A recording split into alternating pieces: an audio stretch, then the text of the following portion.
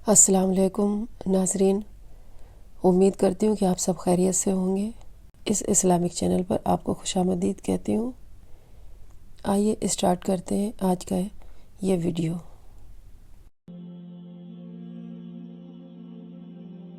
میرے محترم بھائی اور بہنوں، حج آدم علیہ السلام سے شروع ہوا ہے۔ عبادات میں کوئی اجتہاد اور عقل نہیں، جیسے اللہ نے کہا ہے ویسے کرنا ہے۔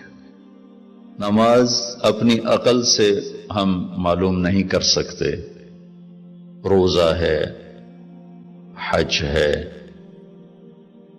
عبادات میں جیسے آسمان والے نے بتایا اور جیسے جناب رسول اللہ صلی اللہ علیہ وسلم نے کر کے دکھلایا، بس ہم نے وہ کرنا ہے۔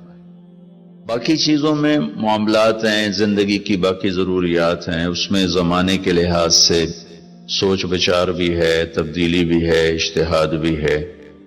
عبادت اسے کہتے ہیں جس میں بس جو اللہ نے کہا، جو اس کے نبی نے فرمایا، کر کے دکھایا، ویسے کرنا ہے۔ ہمارے نبی پاک کا میں تھوڑا سا آپ کو مختصر خاکہ حج کا بتا دیتا ہوں۔ جناب رسول اللہ صلی اللہ تعالی علیہ وسلم نے حج کا جب اعلان فرمایا، یہ 10 ہجری، تو اطراف سے قبائل جمع ہوئے، کوئی 12,000 کا مجمع اکٹھا ہو گیا مدینہ میں۔ 25 تاریخ کو بروز ہفتہ آپ نے نماز ظہر سے پہلے غسل فرما کے 2 چادریں احرام کی نیت کے بغیر 2 چادریں باندھ، کرتا بھی اتار دیا، تہمد بھی اتار دیا۔ سحارا ایک بستی ہے جو آج کل مسقط میں آتی، وہاں سے ایک کپڑا آتا تھا، اس کی آپ نے 2 چادریں لی۔ پھر آپ نے ظہر کی نماز کے بعد اپنے پورے قافلے کو لیا، ذوالحلیفہ جس کو آج کل ابیار علی کہتے ہیں، یہاں آپ نے آ کر قیام فرمایا، اور عصر، مغرب، عشاء اور فجر اور ظہر 5 نمازیں آپ نے یہاں ادا فرمائیں۔ آپ گزر رہے تھے کہ جبریل ہے کہ یا رسول اللہ، اللہ فرما رہے ہیں یہ پاک وادی ہے، یہاں آپ قیام فرمائیں۔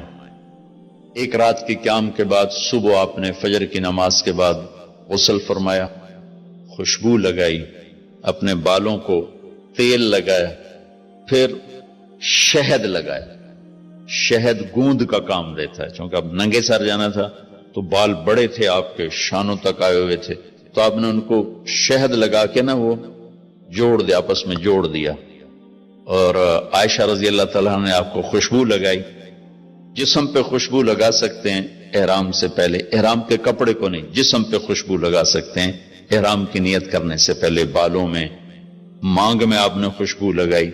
پھر اس کے بعد آپ نے ظہر کی نماز ادا فرمائی اور آپ اونٹنی پہ سوار ہوئے اور قبلہ رخ ہو کر آپ نے کہا لبیک حجۃ اللہم لبیک، آپ نے حج کا احرام باندھا۔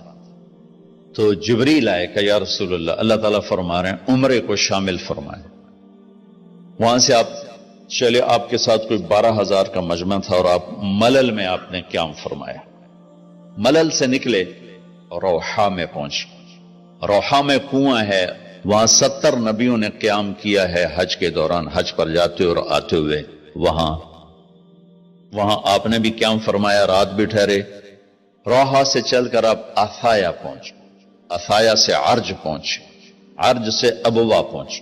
ابوا پہنچے تو سامنے بستی تھی جہاں آپ کے سارے انتظام کیے گئے تھے رہائش کے، اور یہ قافلہ 12,000 کا اب 60-70,000 کا ہو چکا تھا۔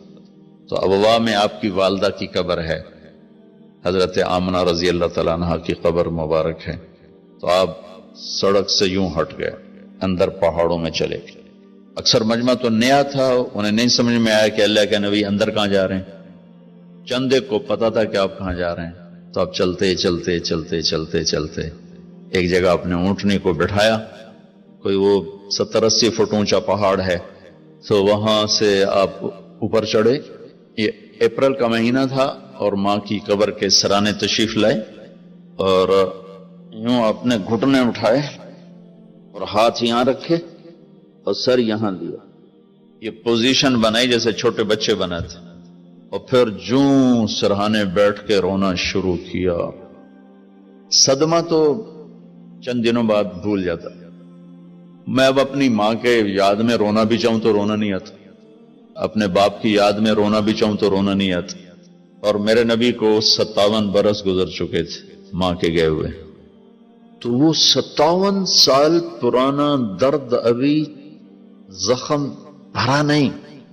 آپ اس پوزیشن میں بیٹھے اور اتنا روئے کہ سارا رواں آپ کا آنکھ بن کے رو رہا تھا. وہ ساری داڑھی آپ کی آنسوں سے تر ہو گئی اور آپ نے آگے جانے سے انکار کر دیا کہ میں آج رات اپنی ماں کے پاس ٹھہروں گا. آپ نے رات وہیں گزاری. کیا رات تھی. ابوا سے چلے تو آپ عصفان پہنچے. عصفان تھے تو آپ نے کہا ابوبکر یہ کون سی جگہ ہے؟ کہا جو عصفان. کہا میں دیکھ رہا ہوں ہود اور صالح علیہ السلام گزر رہے ہیں اس وادی سے لبیک کہتے ہوئے حج کو جا رہے ہیں. عصفان سے آپ مر الزہران پہنچے.